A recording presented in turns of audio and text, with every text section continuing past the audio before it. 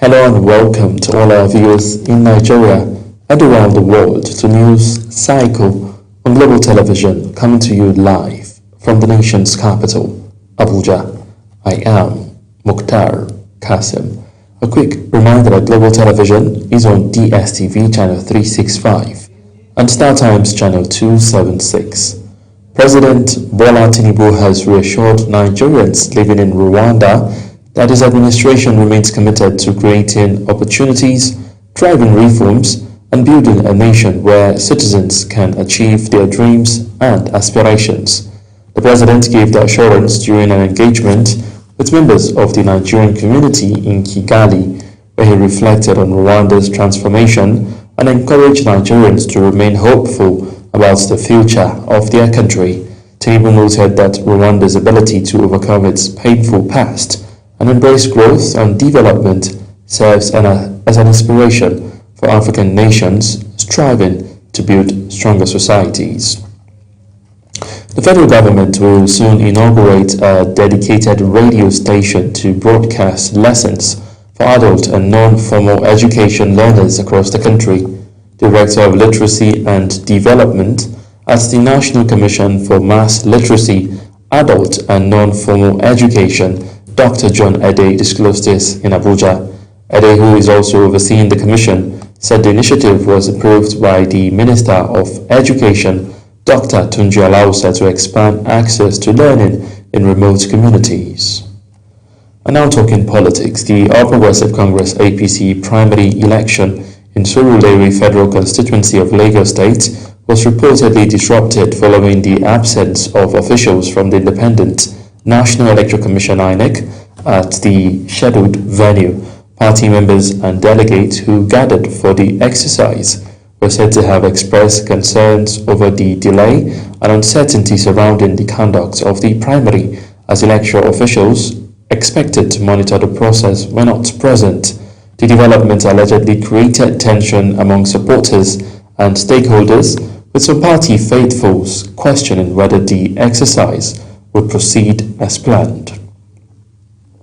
Over now to Imo State, where Governor Hope Uzodinma has described the All Progressive Congress House of Representative primaries in the state as a strong demonstration of grassroots democracy and party unity.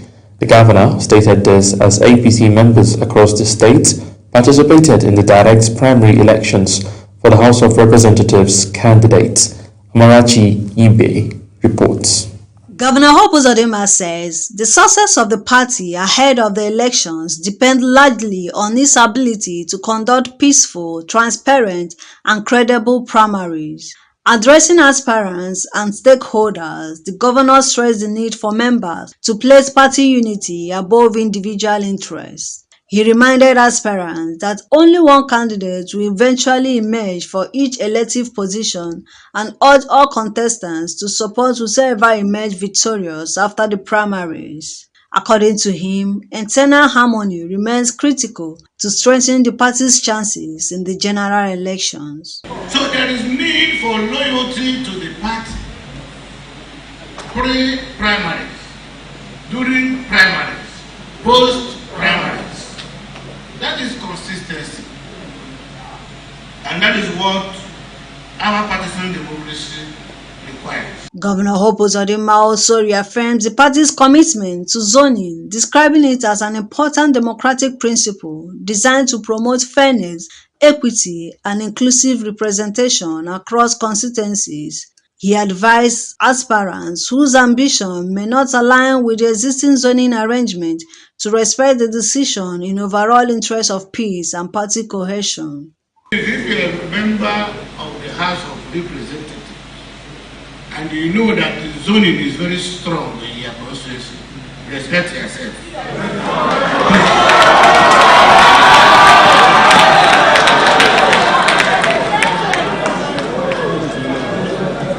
Thank you, people. Help me. I have no personal agenda. My agenda is for Imo State. We don't want this state, after we have done all this fasting and prayers, and God answered and we are getting to this next stage. We don't want this state to go back to it. Some aspirants for the State House of Assembly, House of Representatives, and the Senate who attended the meeting pledged loyalty to the party and expressed readiness to support whoever emerged as candidate after the primaries. On behalf of myself and the teaming APC House of Reps aspirants, we say we pass our implicit vote of confidence on your leadership as the leader of the and we are here to say that we are committed to our party. On your mandate, we stand. The stakeholders meeting is part of effort by the leadership of the party to ensure rancor-free primaries and sustain unity ahead of the general elections. From Government House Owerri, I'm Marachi Ibe, reporting for Global TV News. In the meantime, members of the Nigerian Democratic Congress (NDC) have raised 60 million naira for the purchase of presidential nomination forms for Peter Obi as aspirants gathered for a seminar ahead of the 2027 general elections. Tagged Aspirant Seminar, it was held in Abuja to strategize on how to win the 2027 general elections. Political correspondent Ubong Usoro has the rest of the story. At an aspirant seminar in Abuja, members of the Nigeria Democratic Congress, supporters of Obedient Movement, and the Kwankwasiya Movement gathered to discuss possible strategies for the 2027 elections. At the event, stakeholders reaffirmed their commitment to building a stronger opposition coalition capable of challenging the ruling party in the 2027 general elections. Speaking at the gathering, a chieftain of the NDC, Buba Galadima, urged members to unite and make sacrifices if they hope to defeat the ruling party in 2027. He stressed that the opposition must focus on building a common front rather than pursuing individual ambitions. It is better that all the 17 federal aspirants in Ahmad Buhari, among themselves, they produce one person. And all of us work for the victory of this party. And we have Peter Obi and Kwankwaso as president and vice president. All 16 will be taken care of by the federal government of Nigeria. Also speaking, human rights activist Aisha Yusufu called on political parties to field credible and competent candidates, warning against allowing money bags to hijack the process. I want to say to every one of us here as we march on to 2027 that we all are citizens. We are not slaves, and the office of the citizen is the highest office in the land. In his remarks, guest lecturer Sam Amadi emphasized the need for issue-based politics, coalition building, and active citizen participation ahead of the 2027 polls. A member of a movement has to be strategic. And what that means is that your first commitment is to achieve the cardinal mission of the movement. In this case, to get this team elected. The seminar ended with a renewed call for unity among opposition groups as stakeholders emphasized that only a coordinated front built on competence, credibility, and shared political strategy can effectively challenge the ruling party in the 2027 elections. Ubong Usoro, Global TV News. Away from politics to security matters, where a transnational human trafficking network and a domestic staff-led robbery gang have been uncovered by the Nigerian police force in major operations targeting organized crime within the Federal Capital Territory and neighboring states. The police say the arrests have exposed the growing sophistication of criminal networks operating across the country. Security correspondent Kikelomo Okere completes the story. Parading the suspects at the Force Intelligence Department, Intelligence Response Team's headquarters in Guzape, Abuja, Force Public Relations Officer DCP Anthony Placid says operative recorded major breakthrough after weeks of coordinated intelligence-driven operations. In one of the cases, police uncovered a cross-border human trafficking syndicate allegedly luring vulnerable youths from Mali and other West African countries with fake promises of jobs and relocation opportunities abroad. Investigation reveals that the victims were made to pay huge sums of transportation and processing before they were moved into apartments in Maraba and Karu area of Nasarawa State, where they were allegedly held under exploitative conditions. Police says the victims were further extorted through fake investment scheme, while some were allegedly forced to stage kidnapping calls to relatives abroad in order to obtain ransom payments. The operation, which lasted 17 days, uncovered a sophisticated transnational trafficking and fraudulent exploitation network operating within the Federal Capital Territory and the neighboring communities. In another disturbing development, police uncovered what they described as a family-backed kidnapping conspiracy involving a son and a grandson accused of masterminding the abduction of their own father and grandfather for ransom. The suspects, Musa Adamu and Yusuf Rabo, were arrested while other accomplices identified as Ali Aruna remain on the run. According to the investigators, the suspect targeted the elderly victim after allegedly concluding that he possessed substantial wealth and livestock. Police says the victim was kidnapped twice, with family reportedly paying millions of naira in ransom before release. Reveal that Musa Adamu connived with Yusuf Rabo and Ali Haruna, resolved to abduct their own father/grandfather, Alhaji Rabo Jelani, on the premise that he was wealthy and possessed a large head of livestock. In a separate operation, police arrested a 41-year-old chef, John Cosmos Govey, over an alleged conspiracy to drug members of his employer's household before facilitating a robbery operations. Investigators says the suspects allegedly studied the family's routine after securing employment as a domestic chef, before collaborating with accomplices to lace food prepared for household with a sedative substance. The Nigerian Police Force says investigation into all cases are ongoing, with efforts intensified to arrest fleeing suspects and dismantled connected criminal networks across the country. Kike Lomo Okeri, Global TV News.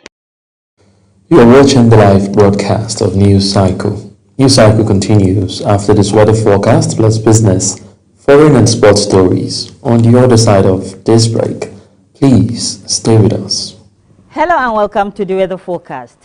We have active weather systems developing over the northeast, which are expected to trigger thunderstorms over the region later today. These activities are likely to propagate westward and linger into early hours of Monday over parts of the north-central cities, including most parts of the southern region. Morning thunderstorms are also likely over parts of Taraba, southern Kaduna, and southern Kebbi. As the day progresses, thunderstorms activities are expected to become more widespread and affecting parts of the north-central cities, as well as the southern parts of the country. And that's the weather outlook for Monday. I'm Sefia Sayunusa. Thank you for watching.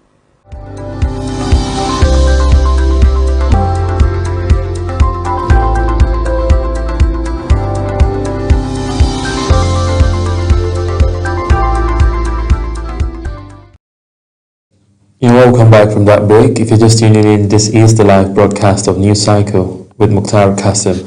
We now go to business news, where President Bola Tinubu has welcomed aircraft manufacturers Airbus's proposal to establish maintenance and hangar facilities in Nigeria, positioning the country as a regional aviation service hub. Tinubu stated this during a meeting with an Airbus delegation led by the head of regional growth and Middle East Africa, Thierry Cloutard, on the sidelines of the just concluded Africa CEO Forum in Kigali, Rwanda. The president highlighted Nigeria's urgent need for modern attack helicopters and fixed-wing aircraft to support security operations, logistics, and national priorities across the country. The Central Bank of Nigeria (CBN) has revised its regulation on personal travel allowance (PTA) and business travel allowance (BTA), permitting the 25% of disbursement to be paid in cash, with the remaining 75% processed electronically. The policy update was announced during the launch of the 4th edition of the Foreign Exchange Manual in Abuja. The regulatory bank further stated that the revision harmonizes PTA and BTA disbursement with updated bureau de change guidelines, aiming to reduce operational bottlenecks and improve efficiency for authorized dealers, corporates, and FX stakeholders.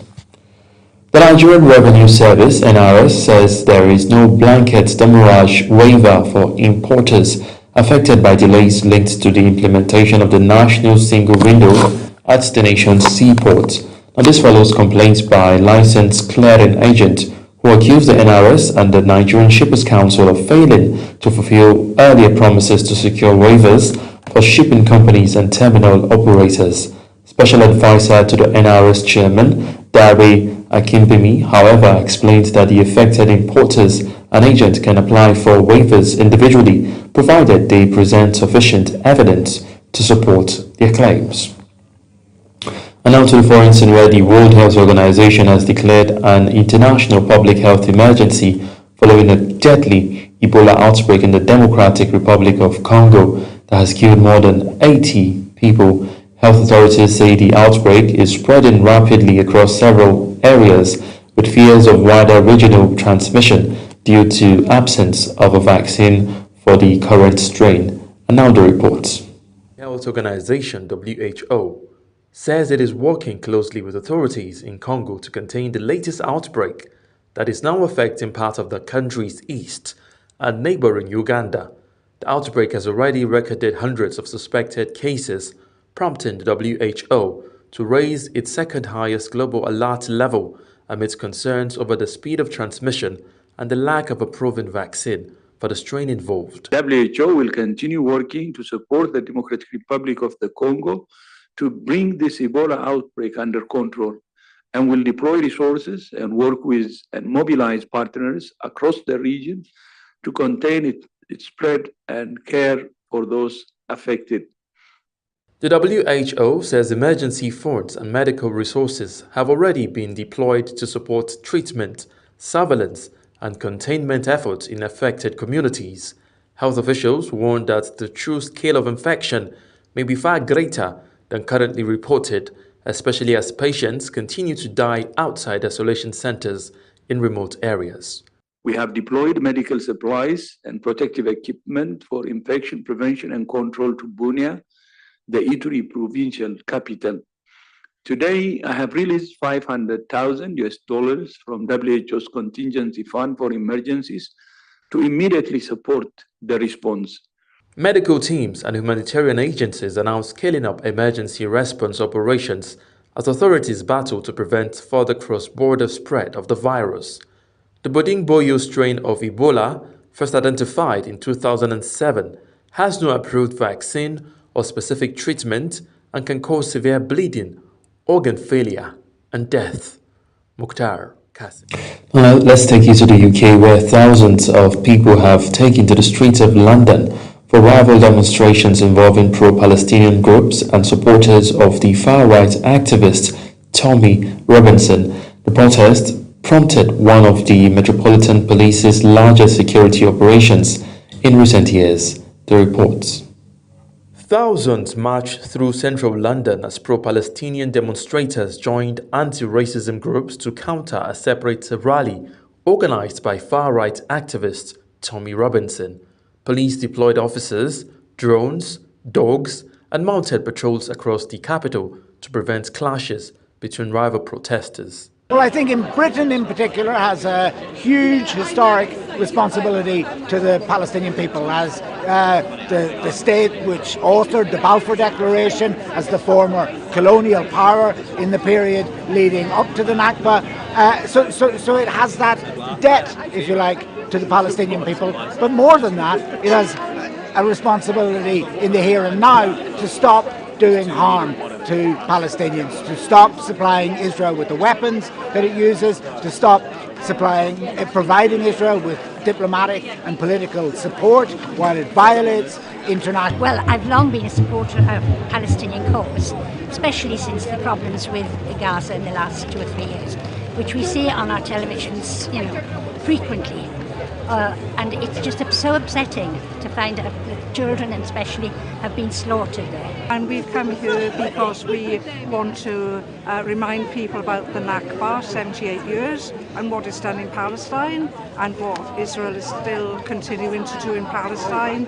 And I think over the past 3 years, it has been unbelievable watching it day and night on social media, just how many people have been killed, massacred, children murdered, and we think it's time to stop. And as well as that, we're here because the far right are marching, and we don't want the far right on our street. We are decent people, we want everybody to live together. Not gonna lie, seeing the local council elections and the results was pretty scary. I think that's why today's even more important, to just come out instead of sitting at home. I think these kinds of days where everyone bands together and there is that positivity and that peace is really important, especially now. Just to try and do something and not see the rise continue to rise. This is a serious threat because never before have we seen the growth of the far right in such numbers. We don't want to go back to the 1930s, and saying never again means it's important that good-minded people, anti-racists, the left, the socialists get out on the streets and show their opposition.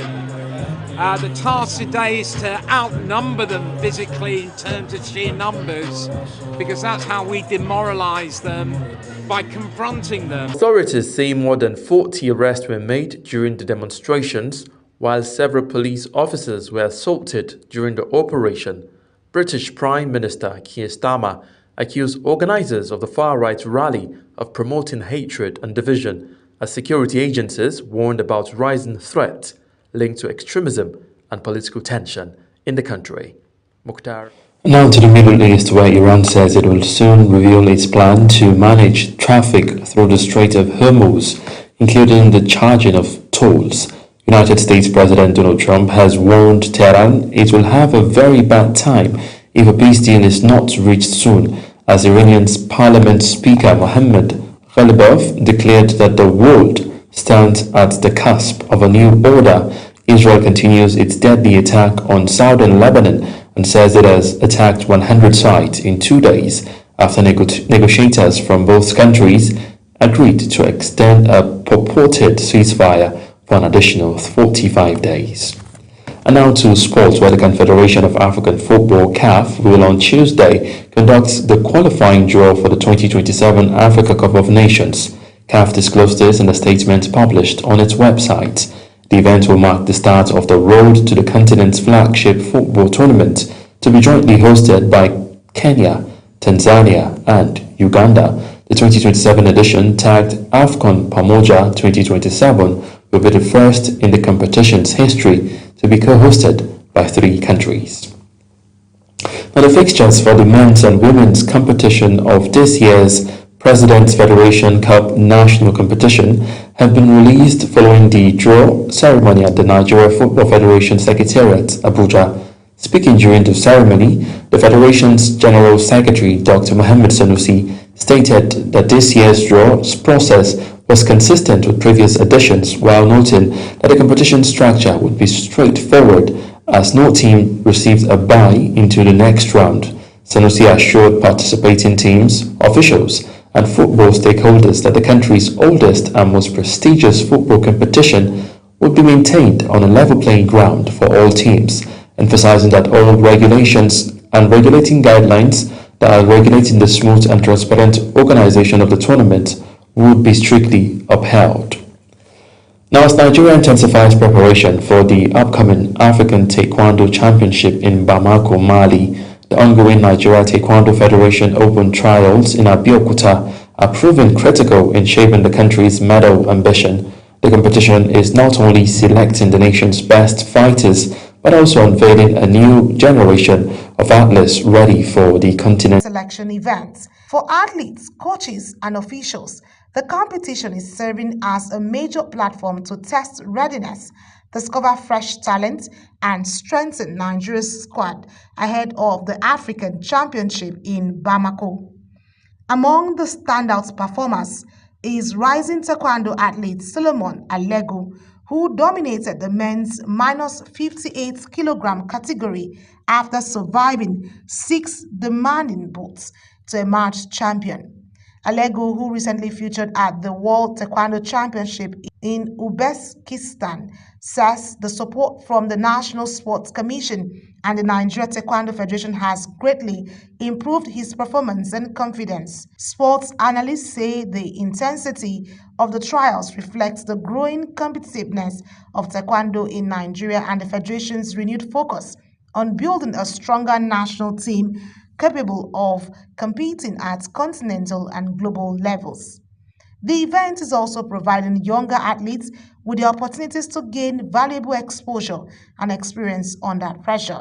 We're actually getting new talents here, and one of the things that the Federation is after is to be able to pick people that will represent this country in different international tournaments. And how do we do that? We just want to have a national team that we can use and we can present for other competition that is ahead of us. It is important we need supporting Nigeria Taekwondo Federation. She is a new president. She tried very hard, and everybody, I hope we working together with supporting federation. With the African Championship fast approaching, expectations remain high that the open trials will produce athletes capable of returning Nigeria to the podium on the continental stage. For many of the competitors, Abeokuta may well be the beginning of their journey to international success. Anieti Patrick, Global TV News. That's it on News Cycle. A quick reminder that Global Television is on DSTV channel 365 and StarTimes channel 276. Kindly follow us across all our social media platforms now displayed on your screen by using our Global TV NG. My name is Mukhtar Kasim. Saying a very big thank you for watching.